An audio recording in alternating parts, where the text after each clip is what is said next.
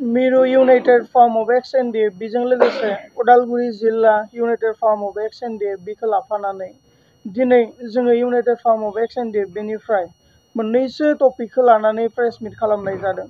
बेनो जाहैबाय माखासे समनि सिगां जोङो नुनो मोन्दों बारग' एनडिएफ बे थामहिनबा बर्तमान बिटिसिनि लेङाइ मावफुं सोद्रोमा गबिन्द चन्द्र बसुमतारी बिथाङा मिडियानि गेजेरजों मोनसे बाइट होदोंमोन जे एनडिएफ बेनि रिहेबिलिटेसनखौ लानानै बिथाङा बुंदोंमोन गावनि खुगाजों जे नंगुबै एनडिएफबिफ्रा मोननांगौ रिहेबिलिटेसननिफ्राय रावबो थालाङाखै होननानै।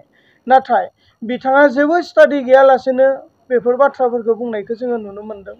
थारैनो जोङो नुदों बिथाङा राजनितिकआव थांनायनि उनाव एनडिएफबिनि माखासे खामानिफोरखौ बिथाङा बावगोमालांदों, समाजनि मोजां खामानि मावनायफोरखौ बिथाङा बावगोमालांदों, बेखौ जोङो नुनो मोन्दों। दिनै जोंहा गोबां जोंनि आखाइजोंनो ट्रेनिं होनो मोननाय सेंग्राफ्रा दिनै रिहेबिलिटेसननिफ्राय बन्सित जानो गोनां जादों। बै समनि एडिजिपि खगेन शर्मा बिथाङानो एप्रुभ खालामनानै होनाय माखासे आइडि कार्डफ्रा बिथांमोननियाव दङ जे बिथाङा सासे हार्डकोर केडार एनडिएफ बिनि सोद्रोमा होननानै बै समावहा जि आइ कार्डफोरखौ होदोंमोन बे आइ कार्डफोरा जोंनि एनडिएफ बिनि बारग' एनडिएफ बिनि सेंग्राफोरनि आखायाव दङ। दिनै बिथांमोना बेबायदि रिहेबिलिटेसनखौ मोननो हायाखै।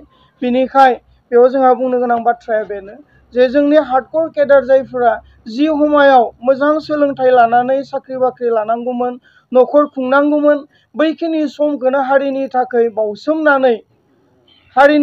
बावसोमनानै समखौ हगारबोबाय।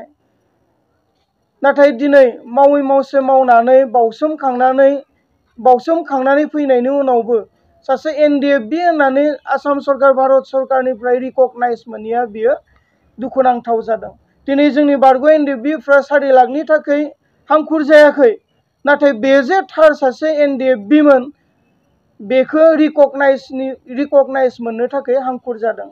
आरो बेनो फोरमान जायोदि जे आसाम सरकार भारत सरकारा लोगो नांनानै जे रिहेबिलिटेसननि नामाव 4 लाखनि ड्राफ्ट होयो बे मोनसे रिकगनाइज एबा सिनायथि होनाय जे बे सासे बारग' एनडिएफबि होननानै सिनायथि होनाय। दिनै बे सिनायथि बिलाइनि थाखाय बारग' एनडिएफबिफ्रा हांखुर जानानै दङ। बेनिखायनो गबिन्द बसुमतारीया जानो हागौ 4 लाखनि थाखाय हांखुर जादों बारग' एनडिएफबिफ्रा, नाथाय बे नङा।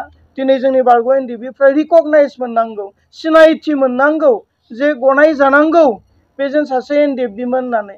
बेराफारसेथिं आरोबाव जोंहा गोबां मुंख्लंफोरनि एक्स ग्रेसिया बेफोरबो थालांगासिनो दङ। बेफोरनि सायावबो सोलिफु सरकाराव थानाय बिथांमोना गोसो होनानै खामानि मावनायफोरखौ जों नुवाखै। गबिन्द बसुमतारी बिथाङा गावहा एक्सपायारि डेट बारनायखाय बिथाङा फाप मावनोबो गिला, मिसा खोथा बुंनोबो गिला। बेनिखाय बे एक्सपायारि डेट थांनाय मानसिनि माखासे बाइटफोरखौ मिडियाफ्राबो फोसावनायनिफ्राय गोजानाव थानो थाखायसो आङो खावलायगोन।